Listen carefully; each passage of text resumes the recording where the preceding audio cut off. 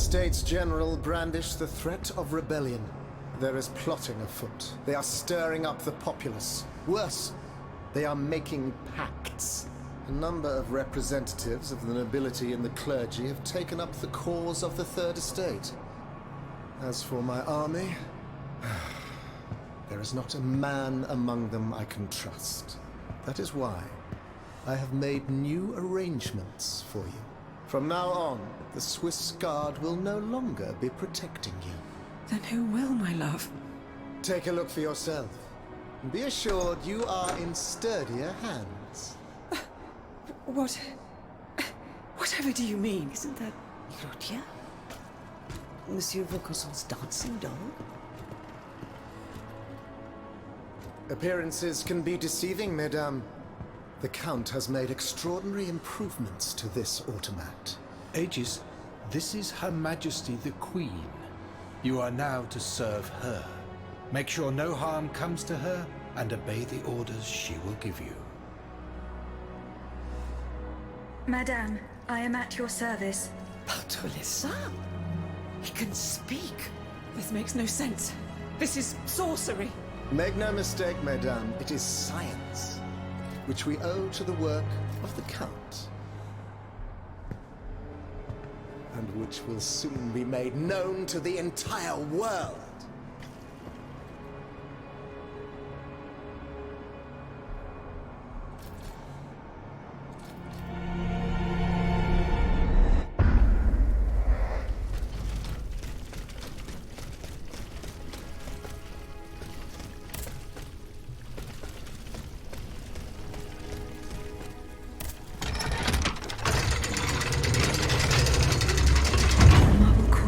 This way. Someone is expecting me. I can feel it. I must prepare for the worst.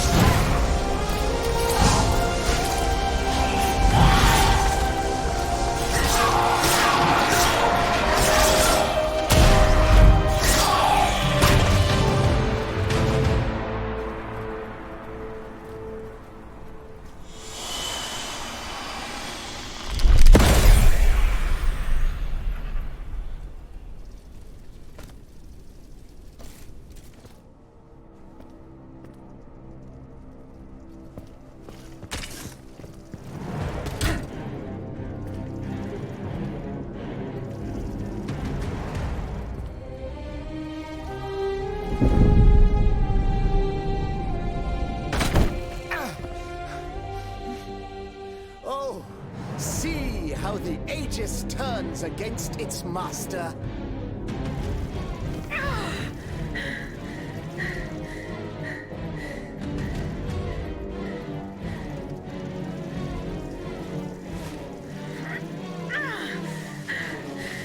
You are not my master, tyrant! You never were!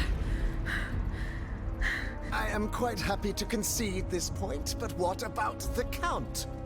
Have you forgotten that he gave you life and whispered the order that animates you?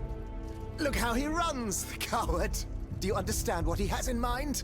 La pauvre enfant, sleeping so sweetly, she won't be dreaming for long now! Croissant! Athenais!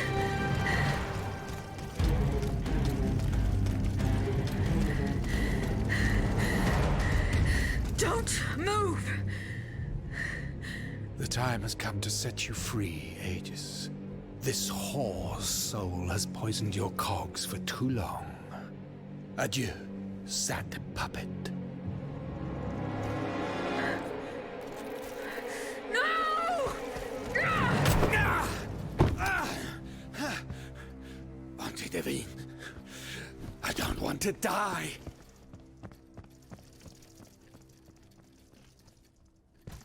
Athenais. The sun is rising, and you have slept for far too long.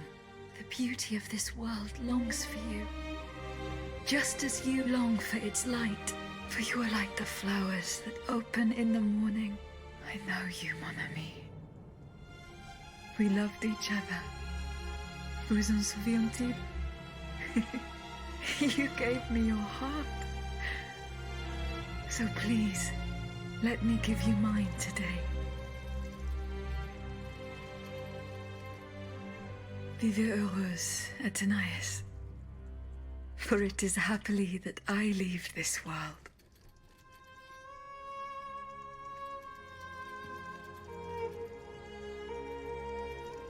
This way, monsieur.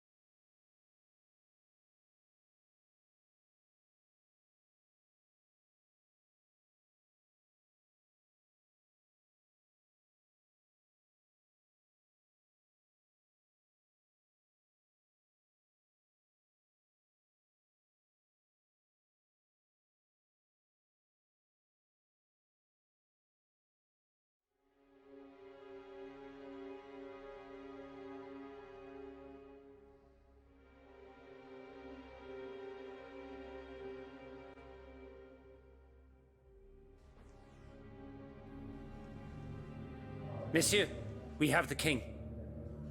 It is now up to us to wield his scepter. In this trying time, crucial decisions must be made without delay. First and foremost, we must take back Paris. And how do we do that, mon Dieu? There are automats everywhere, and they are constantly regenerated by their crimes. We have the king. Cagliostro has fled, but he is leaving a trail of blood. I doubt he will survive his injuries. As a result, the automats are left to their own devices. with no one to give them orders and no reinforcements.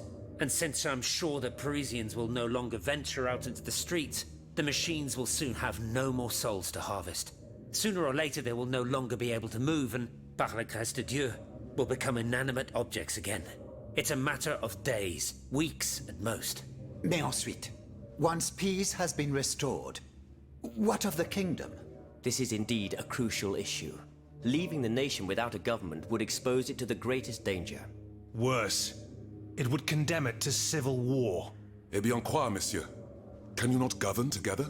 Unfortunately, the disagreements that divide our assembly run far too deep.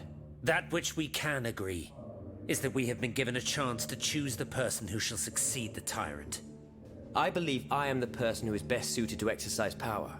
Of course, I will only hold office for as long as it takes to set up a new assembly and a government of the people. For the French will no longer tolerate a king. We can be sure of that. Are you joking? What have you done that would convince us to let you take down the monarchy? Answer, Monsieur de Robespierre. You have our full attention. Monsieur, I rest my case. Very well. We must now make our decision. I pray that each of us shall respect this decision and set aside our personal interests for the sake of peace and the common good. Who among you approves the appointment of Monsieur Maximilien de Robespierre?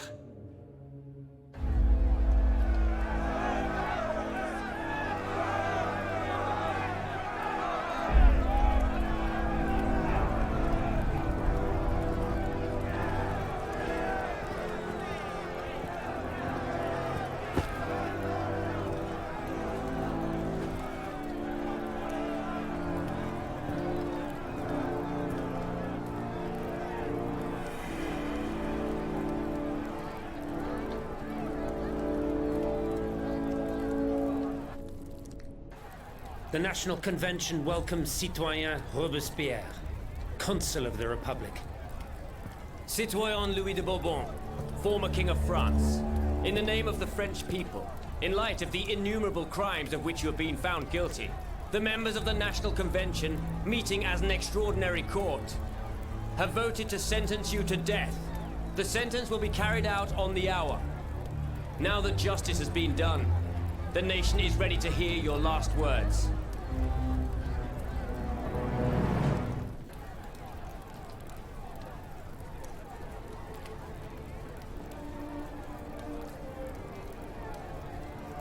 My loyal subjects, since you must lead a lamb to the altar, since you must offer a sacrifice to this new France that you intend to found, I will be that sacrifice. How dreadful this world is, where beauty is doomed to fade and flesh decays. I found no consolation in this world. I vainly thought I was giving our souls the gift of immortality beyond our mortal bodies. The Grim Reaper was my sworn enemy. Influenced by the most awful of men, I believed that the genius of machinery could overcome death itself. Alas, I have lost this fight, and am branded with the mark of murderer. Life, even more than the crown, was heavy for me to bear. I have suffered too long under the thumb of nature, which I despised. As a child, I saw my older brother die. I lost my father in the prime of his life, and then my mother, who was even younger.